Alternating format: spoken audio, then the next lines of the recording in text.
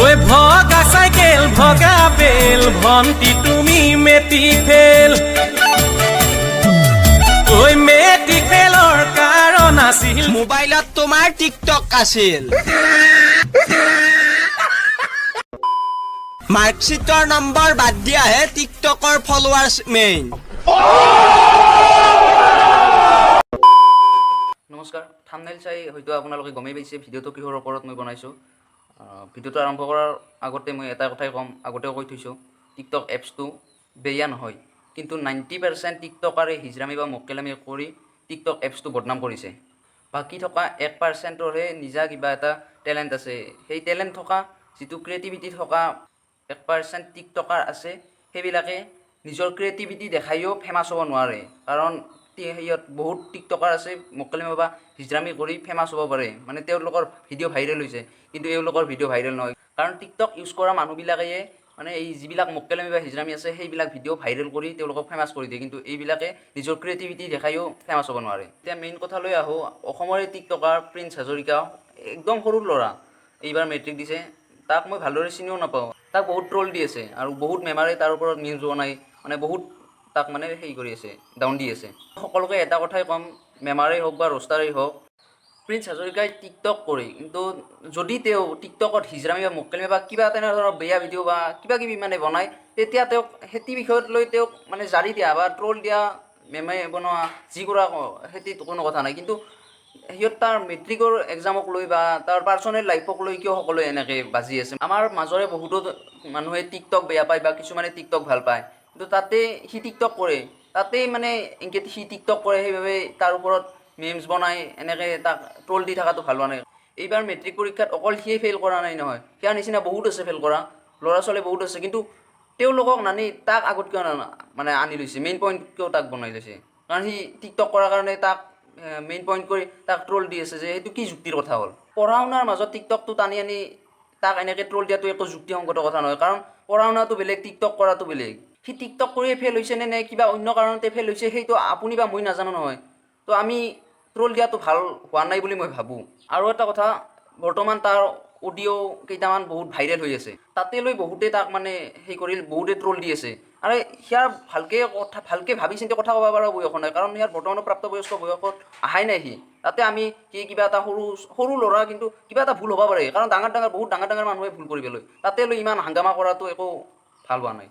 কাৰণ সকলোৱে জানে টিকটকাৰবিলাকে অলপ লাইক ফলোৱাৰ্ছ পালে নিজকে চেলিব্ৰিটি বুলি ভাবে সেইটো সকলোৱে জানে এতিয়া সিও কিবা তেনেকুৱা হৈছে সিয়াৰ লাইক ফলোৱাৰ্ছ অলপ বেছি হৈছিল তো সি ভাবিছিল সেইকাৰণে কিবা কিবি কৈছিলে তাতে সেই অডিঅ'বিলাক ইমান সেই ভাইৰেল কৰাটো ভাল হোৱা নাই এতিয়া এইবোৰ বাদ দিওঁ এতিয়া প্ৰিন্স হাজৰিকা চোৱা ভাই তোমাৰ এইবাৰ ৰিজাল্ট বেয়া হ'ল কথা নাই কাৰণ সকলো বস্তুতে হাৰা জিকাটো থাকে এইবাৰ হাৰিলা এইটো জিকিলে ভাল আছিল কিন্তু জিকিব নোৱাৰিলে হাৰিলা এতিয়া তুমি হাৰা বুলি নাভাবিবা কিবা তাৰ পৰা কিবা এটা শিকিছা তো এইবাৰ ভালদৰে পঢ়া অহাবাৰ ভালদৰে এক্সাম দিবা নিশ্চয় ভাল ৰিজাল্ট হ'ব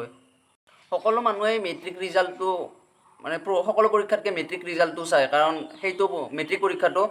মানে জীৱনৰ প্ৰথম পৰীক্ষাটো সকলোৱে চায় সেইটো ভালদৰে কিন্তু মেট্ৰিক পৰীক্ষাৰ মাৰ্কশ্বিট বা ৰিজাল্টে একো কামেই নাই সেইবুলি আৰু নপঢ়াকৈ নাথাকিবা কিন্তু জীৱনৰ প্ৰথম পৰীক্ষা যেতিয়া সেইটো ভাল কৰিব লাগে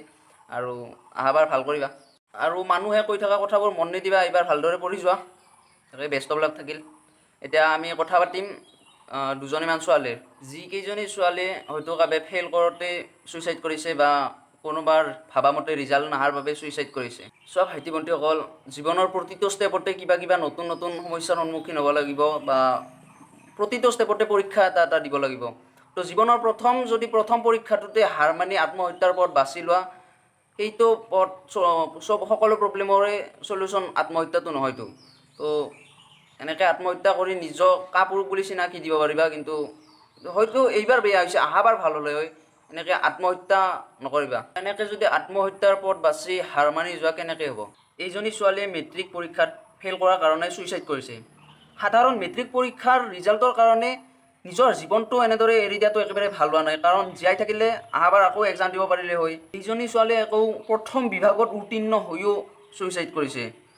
আৰু ভাল ৰিজাল্টৰ আশা কৰিছিল ভাল কথা কিন্তু আশা কৰা মতে ৰিজাল্ট নহ'লে যে ছুইচাইড কৰিব লাগে তেনে কোনো কথা নাইতো এইটো বিষয়ত মানে ল'ৰা ছোৱালীবিলাক ছুইচাইড কৰাৰ ক্ষেত্ৰত মই অকল ল'ৰা ছোৱালীবিলাককেই দোষ নিদিওঁ, কাৰণ বহুত অভিভাৱিকা আছে যিবিলাকে মানে ৰিজাল্টক লৈ বহুত গালি পাৰি বা ডাউন দিয়ে ল'ৰা ছোৱালীবিলাকক, ফলত ল'ৰা ছোৱালীয়ে আত্মহত্যাৰ পথ বাছি ল'বলৈ বাধ্য হয়। সকলো অভিভাৱক অভিভাৱিকাক এটাই অনুৰোধ জনাম,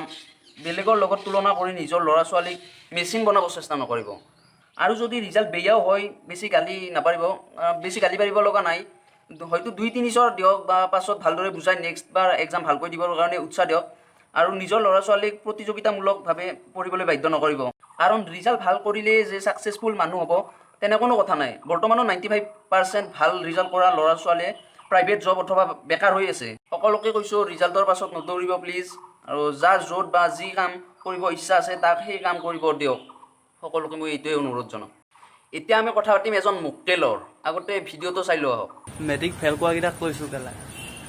এনেকৈ চুলাই খা, এতিয়া চুলাই খা, ভালছে নপঢ়িলি যে ৰাম চুয়া বোলে তহঁতক কেলা। এই মকটেলটোই এইবাৰ মেট্ৰিক পৰীক্ষা দিছিল কিন্তু ফেইল কৰিছে, সেইবাবে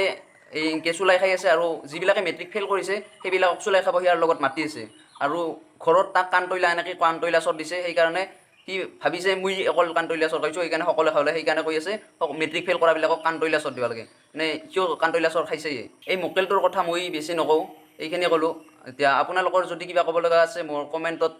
জনাব। তো ধন্যবাদ আজিলৈ এইখিনি।